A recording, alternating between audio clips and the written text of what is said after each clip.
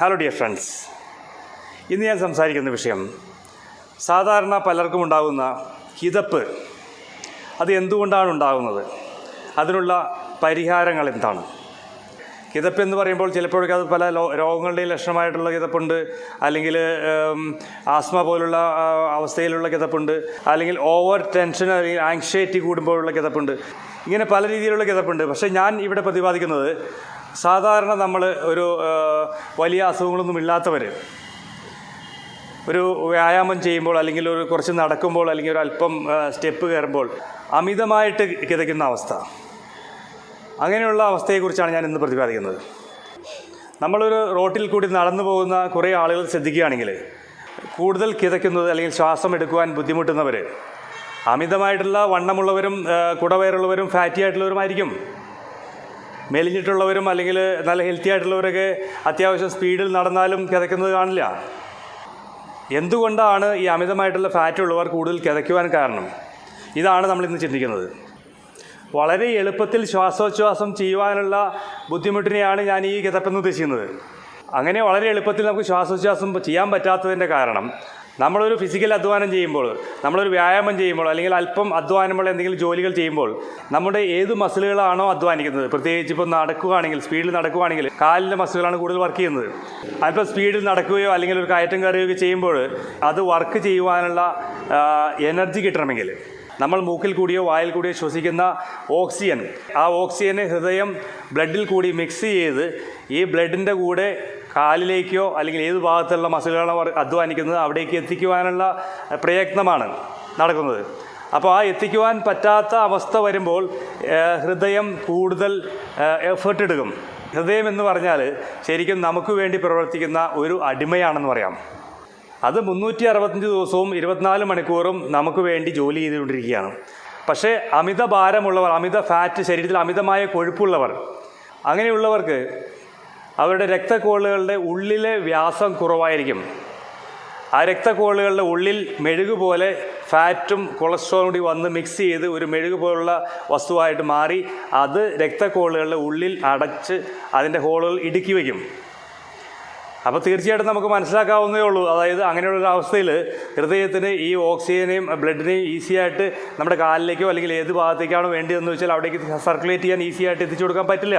അപ്പോൾ നമ്മുടെ രക്തക്കോളിൻ്റെ ഉള്ളിലുള്ള തടസ്സം വരുന്നതിൻ്റെ കാരണം നമ്മൾ കഴിക്കുന്ന ഭക്ഷണത്തിൽ നിന്നും അമിതമായ ഊർജ്ജമടങ്ങിയ ഭക്ഷണം, അതായത് ഗ്ലൂക്കോസ് അടങ്ങിയ ഭക്ഷണത്തിൽ നിന്നും ബാക്കി വരുന്ന ഗ്ലൂക്കോസ് അത് ഉപയോഗമില്ലാതെ വരുമ്പോൾ നെയ്യുടെ രൂപത്തിലേക്ക് മാറി അത് വയറിലും മറ്റു ഭാഗങ്ങളും അടിഞ്ഞുകൂടുന്നതിനോടൊപ്പം രക്തക്കോളുകളുടെ ഉള്ളിലും പുറത്തുമൊക്കെ ആയിട്ട് അടിഞ്ഞുകൂടുന്നു.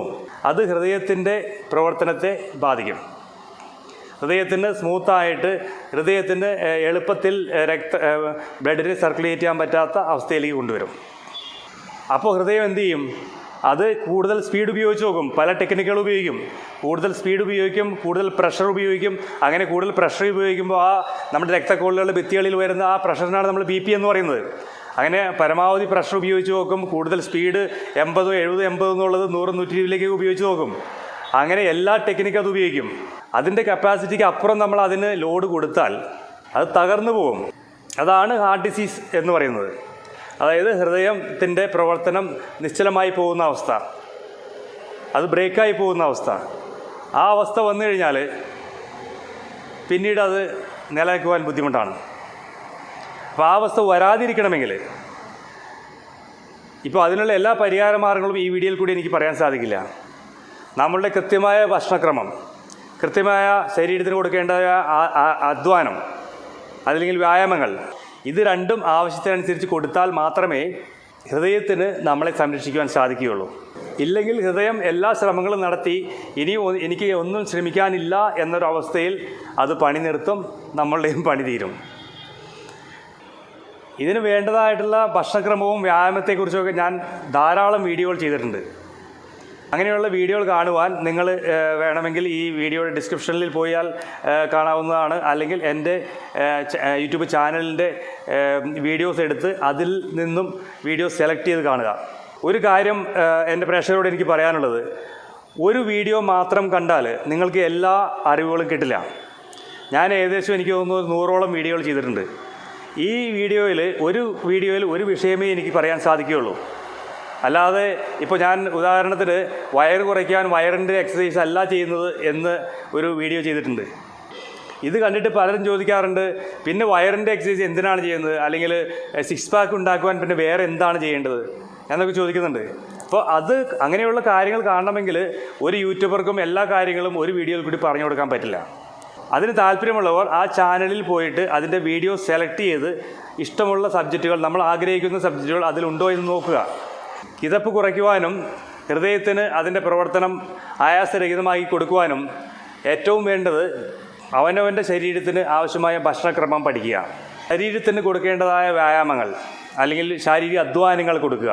ഈ രണ്ട് കാര്യങ്ങളും ഭംഗിയായിട്ട് ചെയ്താൽ തീർച്ചയായിട്ടും അമിതമായ ഫാറ്റ് ശരീരത്തിൽ ഉണ്ടാവില്ല, അമിതമായിട്ടുള്ള കിതപ്പുണ്ടാവില്ല, നമ്മുടെ ഹാർട്ട് വളരെ ഭംഗിയായിട്ട് സന്തോഷപ്രദമായിട്ട് വർക്ക് ചെയ്തോളും.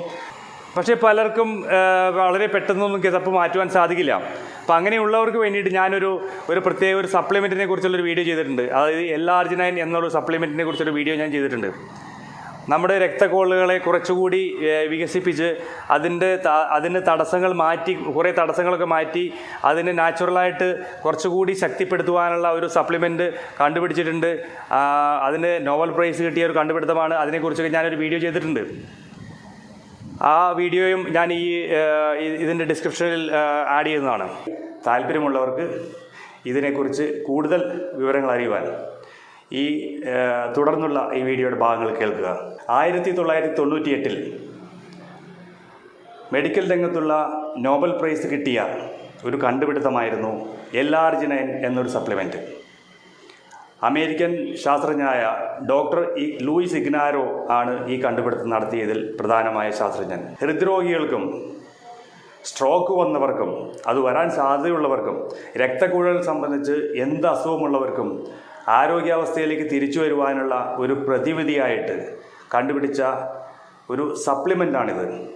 അന്ന് അമേരിക്കയിൽ മുഴുവൻ ഒരു അത്ഭുത കണ്ടുപിടുത്തം എന്ന് വാഴ്ത്തപ്പെട്ട ഈ Arginine, ഞാനിതിനെക്കുറിച്ച് പല ഡോക്ടർമാരോടും അന്വേഷിക്കുകയും എന്നെ അത്ഭുതപ്പെടുത്തിയത് വളരെ കുറച്ച് ഡോക്ടർമാർക്ക് മാത്രമേ Arginine എന്ന പേര് പോലും കേട്ടിട്ടുള്ളൂ. ഇത് ഒരു മരുന്നല്ല, സപ്ലിമെൻ്റാണ്. ഈ സപ്ലിമെൻ്റ് ആയതുകൊണ്ടാണ് ഇതിനാർക്കും പേറ്റൻ്റ് എടുക്കുവാൻ സാധിക്കില്ല. അതുകൊണ്ട് തന്നെയാണ് എനിക്കും എൻ്റെ ഒരു പ്രൊഡക്റ്റായിട്ട്, ഞാനും ഡോക്ടറും കൂടി ഞങ്ങളുടെ ഒരു പ്രൊഡക്റ്റായിട്ട് ഇത് വിൽക്കുവാൻ സാധിക്കുന്നതും ഇത് സപ്ലിമെൻ്റ് ആയതുകൊണ്ട് മാത്രമാണ്. മെഡിസിൻ ആയിരുന്നെങ്കിൽ ഇത് അന്ന് തന്നെ പേറ്റൻ്റ് എടുത്ത് മറ്റാർക്കും വിൽക്കാൻ സാധിക്കാത്ത രീതിയിൽ ആക്കിയെടുത്തേനെ. ഞാൻ എൻ്റെ 50ാമത്തെ വയസ്സ് മുതൽ, അന്ന് മുതലാണ് ഞാനിത് അറിയപ്പെട്ടത്, ഇങ്ങനെയൊരു സപ്ലിമെൻറ്റിനെ കുറിച്ച്. അന്ന് മുതൽ ഞാനിത് മിക്കവാറും വലിയ ഗ്യാപ്പില്ലാതെ കഴിക്കുന്നുണ്ട്. പ്രത്യേകിച്ച് ഞാൻ വർക്കൗട്ട് ചെയ്യുന്ന സമയങ്ങളിൽ. വർക്കൗട്ടൊന്നും ഇല്ലെങ്കിൽ ഞാൻ സാധാരണ കഴിക്കാറില്ല. ഞാൻ എൻ്റെ 57ാം വയസ്സിൽ ലോക ബോഡി ബിൽഡിംഗ് മത്സരത്തിൽ മെഡൽ നേടുവാനും അതുപോലെ തന്നെ 58 വയസ്സിൽ ലോക വെയ്റ്റ് ലിഫ്റ്റിംഗ് മത്സരത്തിൽ അമേരിക്കയിൽ വെച്ച് ഗോൾഡ് മെഡൽ നേടുവാനും എന്നെ പ്രാപ്തനാക്കിയത് ഞാൻ വിശ്വസിക്കുന്നു. അതിൽ വലിയൊരു പങ്ക് Arginine എന്നൊരു പ്രൊഡക്റ്റുണ്ട്. രോഗികൾക്ക് വേണ്ടി കണ്ടുപിടിച്ച ഈ സപ്ലിമെൻറ്റ് യഥാർത്ഥത്തിൽ ഇന്ന് ഉപയോഗിക്കുന്നത് രോഗികളല്ല, രോഗികളുടെ അറിവിൽ ഇതില്ല. ഇത് പ്രത്യേകിച്ച് ബോഡി ബിൽഡേഴ്സും അതുപോലെ തന്നെ പല സ്പോർട്സുകാരുമാണ് ഈ സപ്ലിമെൻ്റ് ഇന്ന് ഉപയോഗിക്കുന്നത്. ഇത് ബോഡി ബിൽഡേഴ്സും സ്പോർട്സുകാരും പ്രത്യേകിച്ച് ബോഡി ബിൽഡേഴ്സ് ഉപയോഗിക്കുന്നതിൻ്റെ പ്രധാനപ്പെട്ട കാരണം, ഇത് വർക്കൗട്ടിന് മുമ്പ് കഴിച്ചിട്ട് പോയാൽ നല്ല ബ്ലഡ് സർക്കുലേഷൻ ലഭിക്കുകയും നല്ല ബ്ലഡ് പമ്പിങ് കിട്ടുകയും അതുവഴി വർക്കൗട്ടിൻ്റെ എഫിഷ്യൻസി കൂട്ടിയെടുക്കുവാനും മസിൽ ഡെവലപ്മെൻറ്റിന് കൂടുതൽ സാധിക്കുകയും ചെയ്യും. അതാണ് ബോഡി ബിൽഡിംഗ് രംഗത്ത് ഇത് മിക്കവാറും അറിവുള്ള എല്ലാവരും തന്നെ പ്രൊഫഷണൽ ബോഡി ബിൽഡേഴ്സ് ഉപയോഗിക്കുന്ന ഒരു സപ്ലിമെൻ്റാണ് ഈ പറഞ്ഞ Arginine. ഈ സപ്ലിമെൻ്റ് ഉപയോഗിക്കുന്നതുകൊണ്ട് എന്തെങ്കിലുമുള്ളൊരു സൈഡ് എഫക്റ്റ് ഉള്ളതായിട്ട് എൻ്റെ അറിവിലില്ല. ഈ Arginine എന്ന സപ്ലിമെൻറ്റിൻ്റെ അത് നമ്മുടെ വയറിലേക്ക് ചെന്ന് കഴിഞ്ഞാൽ ബ്ലഡിലേക്ക് നൈട്രിക് ഓക്സൈഡായിട്ട് കൺവേർട്ട് ചെയ്ത് ഈ നൈട്രിക് ഓക്സൈഡ് ആണ് നമ്മുടെ ബ്ലഡ് സർക്കുലേഷൻ കൂട്ടുന്നതും മസിൽ പമ്പിങ് എല്ലാം കൂട്ടുന്നത്. എല്ലാ മനുഷ്യരിലും ചെറുപ്പം നിലനിർത്തുന്നതിൻ്റെ ഒരു മെയിൻ സീക്രട്ട് തന്നെ ശാസ്ത്രജ്ഞന്മാർ പറയുന്നത് നൈട്രിക് ഓക്സൈഡാണെന്ന് പറയുന്നു. ബ്ലഡിൽ വെസൽസിലുള്ള നമ്മുടെ രക്തക്കോളുകളിലുള്ള നൈട്രിക് ഓക്സൈഡാണ്. അത് പല ഭക്ഷണങ്ങളിലും നമുക്ക് കിട്ടുന്നുണ്ട്. പ്രത്യേകിച്ച് നോൺ വെജിലാണ് കൂടുതൽ നൈട്രിക് ഓക്സൈഡ് ഉണ്ടാകുന്നതെന്നാണ് പറയുന്നത്. എന്തായാലും ഇത് ഒരു പ്രായം കഴിയുമ്പോൾ ഈ നൈട്രിക് ഓക്സൈഡിൻ്റെ അളവ് രക്തക്കോളുകളിൽ കുറയുകയും അതുവഴി രക്തക്കോളുകൾ ചുരുങ്ങുകയും അതിൻ്റെ പമ്പിങ് എഫിഷ്യൻസി കുറയുകയും ഒരു പക്ഷേ അതിന് സ്റ്റിഫ്നെസ് ഉണ്ടാവുകയും അതുവഴി ഹാർട്ട് ഡിസീസ് അല്ലെങ്കിൽ BP അങ്ങനെ അല്ലെങ്കിൽ സ്ട്രോക്ക് ഇതൊക്കെ ഉണ്ടാകുവാനുള്ള സാധ്യതയും ഉണ്ടാകും. അപ്പോൾ ഇതിനുള്ള പ്രതിവിധിയായിട്ടാണ് ഇത് 1900 കണ്ടുപിടിക്കുകയും അതിന് നോബൽ പ്രൈസ് ലഭിക്കുകയും ചെയ്തത്. എന്തായാലും ഈ വിഷയത്തെക്കുറിച്ച് കൂടുതൽ സംസാരിക്കുവാൻ എന്നേക്കാൾ യോഗ്യനായ, ഞങ്ങൾ ഒരേ ആശയങ്ങൾ പങ്കുവയ്ക്കുന്ന നല്ലൊരു ജെന്യുവനായിട്ടുള്ള നാച്ചുറോപ്പതി ഡോക്ടറായ ഡോക്ടർ ഫെബിൻ നിങ്ങളോട് കുറച്ച് കാര്യങ്ങൾ സംസാരിക്കുന്നതാണ്. എല്ലാവർക്കും നമസ്കാരം. ഓൾറെഡി നിങ്ങളെല്ലാവരും എൽആർജിനെ പറ്റി ഒരുപാട് കാര്യങ്ങൾ പീറ്റർ മാഷ് പറഞ്ഞത് കേട്ടിട്ടുണ്ടാവും. അപ്പോൾ അതിനെക്കുറിച്ച് കുറച്ചുകൂടി ഇൻ ഡീറ്റെയിൽ ആയിട്ട് പറയാനായിട്ടാണ് ഞാനിന്ന് ഈ വീഡിയോയിൽ നിങ്ങളോടൊപ്പം ജോയിൻ ചെയ്യുന്നത്. എൻ്റെ പേര് ഡോക്ടർ ഫെബിൻ. ഞാനൊരു നാച്ചുറോപ്പതി യോഗ പ്രൊഫഷണലാണ്, എറണാകുളത്ത് പ്രാക്ടീസ് ചെയ്യുന്നു. അപ്പോൾ എന്താണ് എൽആർജിനിൻ എന്ന് ഓൾറെഡി പീറ്റർ മാഷ് പറഞ്ഞു. എന്താണ് എൽആർജിനിൻ എന്ന് പറയുന്ന ആ ഒരു കാര്യത്തിലേക്ക് നമ്മൾ കടക്കുന്നതിന് മുമ്പ് നമ്മൾ നൈട്രിക് ഓക്സൈഡ് എന്ന് പറയുന്ന ആ ഒരു കണ്ടൻറ്റ് അല്ലെങ്കിൽ നൈട്രിക് ഓക്സൈഡ് എന്ന് പറയുന്ന ആ ഒരു കോമ്പൗണ്ട് നമ്മുടെ ശരീരത്തിൽ എന്താണ് ചെയ്യുന്നത് എന്ന് നമ്മൾ ആദ്യം മനസ്സിലാക്കണം. എന്നാൽ മാത്രമാണ് നമുക്ക് എൽആർജിനിൻ എന്ന് പറയുന്ന ആ ഒരു അമൈനോ ആസിഡിലേക്ക് കടക്കാനായിട്ട് സാധിക്കുകയുള്ളൂ. ഹാർട്ട് അറ്റാക്ക് ഒക്കെ ആയിട്ട് ഹോസ്പിറ്റലിൽ പോകുമ്പോൾ നാവിനടിയിൽ ഒരു ഗുളിക കിട്ടുമെന്ന് നിങ്ങൾ പൊതുവെ എല്ലാ ആളുകളും പറയുന്നതായിട്ട് കേട്ടിട്ടുണ്ടാവും. നിങ്ങൾ ആരെങ്കിലും എപ്പോഴും ശ്രദ്ധിച്ചിട്ടുണ്ടോ എന്നറിയില്ല. ഈ നാവിനടിയിലിടുന്ന ഈ സബ്ലിംഗ്വൽ നൈട്രേറ്റ് എന്ന് പറയുന്ന ആ ഒരു ഗുളിക നമ്മുടെ ബ്ലഡിലേക്ക് നൈട്രിക് ഓക്സൈഡ് എന്ന് പറയുന്ന ആ ഒരു കണ്ടന്റിനെ പ്രൊവൈഡ് ചെയ്യാണ് ചെയ്യുന്നത്. അപ്പോൾ അത് എന്തിനാണ് അതങ്ങനെ ചെയ്യുന്നതെന്ന് വെച്ച് കഴിഞ്ഞാൽ നമ്മുടെ രക്തക്കുഴലുകളെ വികസിപ്പിക്കാനും ഹൃദയത്തിലുണ്ടാകുന്ന ആ ബ്ലോക്കിൽ ഒന്ന് മറികടന്ന് അതിലൂടെ രക്തം സർക്കുലേറ്റ് ചെയ്യാനായിട്ട് ബോഡീനെ ഹെൽപ്പ് ചെയ്യാനും വേണ്ടിയിട്ടാണ് എന്ത് ചെയ്യുന്നത്, അവർ ഹോസ്പിറ്റലിൽ നമ്മൾ പോകുമ്പോൾ നമുക്ക് സബ്ലിംഗ്വൽ നൈട്രേറ്റ് സപ്ലൈ ചെയ്യുന്നത്. അപ്പോൾ നമ്മൾ സബ്ലിംഗ്വൽ നൈട്രേറ്റ് നമ്മുടെ നാവിനടിയിൽ വെക്കുന്നു. അത് പെട്ടെന്ന് ഇൻസ്റ്റൻ്റ് ആയിട്ട് നമ്മുടെ ബോഡിയിലേക്ക് അബ്സോർബ് ചെയ്യും. അതിൽ നിന്ന് നൈട്രിക് ഓക്സൈഡ് ഉണ്ടാവും. ആ നൈട്രിക് ഓക്സൈഡ് നമ്മുടെ രക്തക്കൊള്ളുകളുടെ സ്മൂത്ത് മസിൽസിനെ റിലാക്സ് ചെയ്യാനും അതിനെ വികസിക്കാനുമായിട്ട് സഹായിക്കുന്ന ഒരു സാധനമാണ് എന്ത്, നൈട്രിക് ഓക്സൈഡ്. നൈട്രിക് ഓക്സൈഡ് ഇപ്പോൾ നമ്മുടെ ശരീരത്തിലേക്ക് നാച്ചുറലായിട്ട് എങ്ങനെയാണ് കിട്ടുന്നത്, അല്ലെങ്കിൽ നമ്മുടെ ശരീരത്തിൽ ഇത് ഉണ്ടാകുന്നില്ലേ എന്നുള്ളൊരു സംശയങ്ങളൊക്കെ നിങ്ങൾക്കിപ്പോൾ തോന്നാം. അപ്പോൾ നൈട്രിക് ഓക്സൈഡ് എന്ന് പറയുന്ന ആ ഒരു വസ്തു നമ്മുടെ ശരീരത്തിൽ പൊതുവെ ഉണ്ടാകുന്നത് എൽ-ആർജിനിൻ എന്ന് പറയുന്ന അമൈനോ ആസിഡിൽ നിന്ന് L-സിട്രുലിൻ എന്ന് പറയുന്ന അമൈനോ ആസിഡിൽ നിന്നൊക്കെയാണ് ഈ നൈട്രിക് ഓക്സൈഡ് നമ്മുടെ ശരീരത്തിൽ ഉണ്ടാകുന്നത്. നമുക്ക് പൊതുവെ ഈ എൽ-ആർജിനിൻ എന്ന് പറയുന്ന ഈ ഒരു അമൈനോ ആസിഡ് കിട്ടുന്നത് നമ്മുടെ ഇറച്ചി, മീൻ, മുട്ട അല്ലെങ്കിൽ സോയ് പ്രോട്ടീൻ അങ്ങനെയുള്ള വിവിധങ്ങളായിട്ടുള്ള ഭക്ഷണങ്ങളിൽ നിന്നാണ് നമുക്കിത് നമ്മുടെ ശരീരത്തിലേക്ക് കിട്ടുന്നത്. അല്ലെങ്കിൽ ബീട്രൂട്ടൊക്കെ പോലുള്ള നൈട്രേറ്റ് അടങ്ങിയിട്ടുള്ള ഭക്ഷണങ്ങളിൽ നിന്നൊക്കെയാണ് നൈട്രിക് ഓക്സൈഡ് നമ്മുടെ ശരീരത്തിലേക്ക് കിട്ടുന്നത്. പൊതുവെ ഇന്നത്തെ കാലത്ത് നമ്മുടെ തെറ്റായിട്ടുള്ള ജീവിതശൈലി, കൂടിയിട്ടുള്ള സ്ട്രെസ്സുകൾ, വളരെ സ്ട്രെസ്ഫുൾ ആയിട്ടുള്ള ഒരു ലൈഫ് സ്റ്റൈലാണ്. നമ്മളെല്ലാവരും വളരെ ഫാസ്റ്റ് ഫോർവേഡ് ആയിട്ടുള്ള ഒരു ജീവിത രീതിയിലാണ് നമ്മളിപ്പോൾ ജീവിച്ചുകൊണ്ടിരിക്കുന്നത്. അതുകൊണ്ട് തന്നെ നമുക്കിപ്പോൾ പൊതുവേ നമ്മുടെ ആഹാരത്തിൽ ഒരുപാട് പാളിച്ചകളും അപാകതകളൊക്കെ ഉണ്ടാവാറുണ്ട്. അപ്പോൾ ഈ ഇങ്ങനെയുള്ള ഒരുപാട് കാരണങ്ങൾ മൂലം നമ്മുടെ ശരീരത്തിലേക്ക് വേണ്ട എൽ-ആർജിനിന് മറ്റുള്ള സാധനങ്ങളൊന്നും ആവശ്യത്തിന് കിട്ടാറില്ല. അതുകൊണ്ട് തന്നെ ഇന്ന് നമ്മുടെ നാട്ടിൽ ഏറ്റവും കൂടുതൽ ആളുകൾ മരിക്കുന്നത് പ്രധാനമായിട്ടും ഹൃദ്രോഗം അല്ലെങ്കിൽ ആ രക്തക്കൊള്ളുകളുടെ ആരോഗ്യമായിട്ട് ബന്ധപ്പെട്ട എന്തെങ്കിലും ഒരു അസുഖങ്ങളായിരിക്കും. സ്ട്രോക്ക് അല്ലെങ്കിൽ ഹാർട്ട് അറ്റാക്ക്, ഇങ്ങനെയുള്ള ഹെമറേജ് ഒക്കെ പോലുള്ള ബുദ്ധിമുട്ടുകൾ കാരണമാണ് ഏറ്റവും കൂടുതൽ ആളുകൾ ഇന്ന് ലോകത്ത് എന്ത് ചെയ്യുന്നത്, മരിക്കുന്നത്. അപ്പോൾ അതിനെ നമുക്ക് പ്രിവെൻറ്റ് ചെയ്യാനായിട്ട് ഹെൽപ്പ് ചെയ്യുന്ന ഒരു സാധനമാണ് എന്ത്, നൈട്രിക് ഓക്സൈഡ്. ഈ നൈട്രിക് ഓക്സൈഡ് നമ്മുടെ ശരീരത്തിലേക്ക് കിട്ടാനായിട്ട് നമ്മൾ സപ്ലൈ ചെയ്യുന്ന ഒരു ഡയറ്ററി ഫുഡ് സപ്ലിമെൻ്റ് ആണ് എന്ത്, എൽ-ആർജിനിൻ എന്ന് പറയുന്ന ആ ഒരു കോമ്പൗണ്ട്. ഈ എൽ-ആർജിനിൻ എന്ന് പറയുന്ന കോമ്പൗണ്ട് നമ്മൾ കഴിക്കുമ്പോൾ നമ്മുടെ ശരീരത്തിലേക്ക് നൈട്രേറ്റ് ആയിട്ടും പിന്നീട് നൈട്രിക് ഓക്സൈഡായിട്ട് കൺവേർട്ട് ചെയ്യും. നമ്മുടെ സ്റ്റൊമക്കിൽ നിന്ന് നമുക്ക് നമ്മുടെ ബോഡിയിൽ ബ്ലഡ് സർക്കുലേഷനിലേക്ക് ഡയറക്റ്റായിട്ട് അബ്സോർബ് ചെയ്യും. നമ്മുടെ രക്തക്കൊള്ളുകളെ വികസിക്കാനായിട്ടും റിലാക്സ് ചെയ്യാനായിട്ട് സഹായിക്കുകയാണ് നമ്മുടെ ഈ എൽ-ആർജിനിൻ എന്ന് പറയുന്ന ഈ ഒരു കോമ്പൗണ്ട് ചെയ്യുന്നത്. എന്തുകൊണ്ടാണ് നമ്മൾ എൽ-ആർജിനിൻ നമ്മൾ കഴിക്കേണ്ടതിൻ്റെ ആവശ്യകത എന്താണ്? അപ്പോൾ നമ്മുടെ രക്തക്കൊള്ളുകൾക്ക് 3 ലെയറുകൾ വെച്ച് ആയിട്ടാണ് നമ്മുടെ രക്തക്കൊള്ളുകൾ ഉണ്ടാക്കിയിട്ടുള്ളത്. ആദ്യത്തെ ഏറ്റവും പുറത്തെ ലെയർ ട്യൂണിക്ക അഡ്വൻറ്റീഷ, അതുപോലെ തന്നെ മിഡിൽ ലെയർ ആയിട്ടുള്ള ട്യൂണിക്ക മീഡിയ, ഇന്നർ ലെയർ ആയിട്ടുള്ള ട്യൂണിക്ക ഇൻറ്റിമ. ഇതിൽ ഈ ട്യൂണിക്ക മീഡിയ എന്ന് പറയുന്ന നടുക്കത്തെ ആ ഒരു ലെയർ സ്മൂത്ത് മസിൽസ് വെച്ചിട്ട് ഉണ്ടാക്കിയിട്ടുള്ള ഒരു ലെയറാണ് എന്ത്, ഈ ട്യൂണിക്ക മീഡിയ. സ്മൂത്ത് മസിൽസ് അവിടെ മാത്രമല്ല, നമ്മുടെ ശരീരത്തിൽ വിവിധങ്ങളായിട്ടുള്ള പല വാൽവുകളും മറ്റ് സാധനങ്ങളും ഒക്കെ ഉണ്ടാക്കിയിട്ടുള്ള ഈ സ്മൂത്ത് മസിൽസ് വെച്ചിട്ടാണ്. അപ്പോൾ ഈ ഒരു സ്മൂത്ത് മസിലിൻ്റെ റിലാക്സേഷന് ഏറ്റവും എസെൻഷ്യൽ ആയിട്ടുള്ളൊരു കോമ്പൗണ്ടാണ് എന്ത്, നൈട്രിക് ഓക്സൈഡ് എന്ന് പറയുന്നത്. അപ്പോൾ നമ്മൾ സ്വാഭാവികമായിട്ടും എല്ലാവർക്കും നമ്മുടെ ശരീരത്തിലേക്ക് നമ്മൾ കഴിക്കുമ്പോൾ നമ്മുടെ രക്തക്കൊള്ളുകളുടെ ആരോഗ്യം അത് നിലനിർത്താനും, അതുമാത്രമല്ല രക്തക്കൊള്ളുകളാണ് നമ്മുടെ ശരീരത്തിലെ എല്ലാ ഭാഗത്തേക്കും ബ്ലഡ് സർക്കുലേറ്റ് ചെയ്യും. ബ്ലഡിൻ്റെ കൂടെ തന്നെ ഓക്സിജനും ന്യൂട്രീഷനും മറ്റുള്ള പല എസെൻഷ്യൽ ആയിട്ടുള്ള സാധനങ്ങൾ സർക്കുലേറ്റ് ചെയ്യും, മറ്റു കാര്യങ്ങളൊക്കെ ചെയ്യുന്നത് രക്തമാണ്. രക്തവും അല്ലെങ്കിൽ രക്തക്കൊള്ളുകളുടെ ആരോഗ്യം നമ്മുടെ ശരീരത്തിൻ്റെ ആരോഗ്യം കാത്തു സൂക്ഷിക്കുന്നതിൽ ഏറ്റവും ഇമ്പോർട്ടൻ്റ് ആയിട്ടുള്ള ഒരു ആസ്പെക്റ്റാണ്. അപ്പോൾ ഈ രക്തക്കൊള്ളുകളുടെ ആരോഗ്യം കാത്തു സൂക്ഷിക്കാനായിട്ട് ഹെൽപ്പ് ചെയ്യുന്ന, അതിനെ വികസിക്കാനും റിലാക്സ് ചെയ്യാനായിട്ടും ഹെൽപ്പ് ചെയ്യുന്ന ഒരു വസ്തുവാണ് എന്ത്, ഈ നൈട്രിക് ഓക്സൈഡ്. അത് ഉണ്ടാക്കാനായിട്ട് നമ്മുടെ ശരീരത്തിൽ കൊടുക്കുന്ന ഒരു സാധനമാണ് എൽ-ആർജിനിൻ എന്ന് പറയുന്ന ഈ ഒരു സപ്ലിമെൻറ്റ്. അടുത്തത് നമുക്ക് എൽ-ആർജിനിൻ എന്ന് പറയുന്ന ഈ ഒരു സപ്ലിമെൻറ്റ് നമ്മൾ കഴിക്കുമ്പോൾ നമ്മുടെ ശരീരത്തിൽ ഉണ്ടാകുന്ന നൈട്രിക് ഓക്സൈഡ് നമ്മുടെ ശരീരത്തിലേക്ക് എന്തൊക്കെ ഗുണങ്ങളാണ് നൽകുന്നത് എന്നുള്ളത് നമുക്ക് നോക്കാം. ആദ്യമേ ഞാൻ നിങ്ങളോട് പറഞ്ഞു, ഏറ്റവും ആദ്യം പറഞ്ഞ മാതിരി നമ്മുടെ ശരീരത്തിലെ സ്മൂത്ത് മസിൽസിനെ എന്ത് ചെയ്യുന്നുണ്ട്, റിലാക്സ് ചെയ്യാനായിട്ട് ഹെൽപ്പ് ചെയ്യും. നമ്മുടെ രക്തക്കൊള്ളുകളെ വികസിക്കാനും അതുവഴി നമ്മുടെ രക്തത്തിൽ നമ്മുടെ ബ്ലഡ് പ്രഷറിലുള്ള ഓവറായിട്ടുള്ള സ്ട്രെസ്സ് കുറയ്ക്കാനും ഹൃദയത്തിന് പമ്പ് ചെയ്യാനായിട്ട് ഉള്ള ഒരു സ്ട്രെസ്സ് കുറയ്ക്കാനായിട്ട് നമ്മൾ എന്ത് ചെയ്യും, സഹായിക്കും. രണ്ടാമതായിട്ട് നമ്മുടെ ഹൃദയത്തിൻ്റെ പമ്പിങ്ങിനെ ഹെൽപ്പ് ചെയ്യും. അതെങ്ങനെയാണെന്ന് വെച്ച് കഴിഞ്ഞാൽ, ഇപ്പോൾ നിങ്ങൾക്ക് എല്ലാവർക്കും അറിയാം, നമ്മുടെ ഹൃദയം പമ്പ് ചെയ്യുന്നത് നമ്മുടെ രക്തക്കൊള്ളുകളുള്ള മർദ്ദത്തിന് ഉപരിയായ ഒരു മർദ്ദം ചെലുത്തി രക്തത്തിനെ പമ്പ് ചെയ്ത് കയറ്റാൻ വേണ്ടിയിട്ടാണ് എന്ത് ചെയ്യുന്നത്, നമ്മുടെ ഹാർട്ട് വർക്ക് ചെയ്യുന്നത്.